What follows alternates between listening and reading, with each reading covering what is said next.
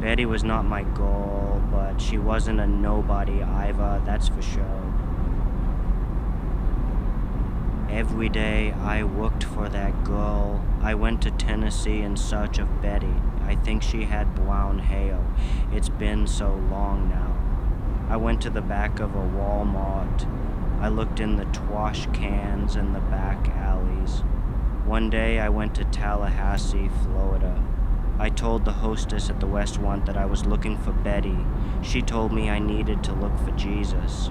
I lost track of how many months I drove and drove. Some nights I didn't sleep, some nights I slept all day. I drove from Jackson, Mississippi to Fargo, North Dakota, then back. The world felt like it was falling apart without Betty. The houses got woes and woes as time passed. I saw great fires of despair stretch through every neighborhood I passed through. I saw so many lives dumped on the floor. There was kids starving and some that was fatter than my own mother. I saw a guy trying to eat his own right-hand man because he was so hungry. I thought I might even fall apart before I found Betty.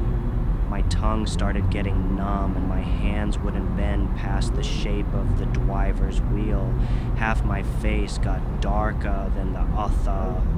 Every day I thought about calling my mom as I was looking for Betty, but in the end I never did. I even went all the way to Little Walk, big city Little Walk, to look for Betty. I looked down every block in Baton Rouge, Louisiana, from the north to the south. The thing about me is that I've never left the country. Born and raised in Detroit, that's all I know really. The first time I left Detroit, Michigan was in 2007. When I left, I knew I'd never come back until I found Betty. The last day I was there, I held my little sister's hand on the front porch of our family home and watched the sun set. She's all grown up now, my sister.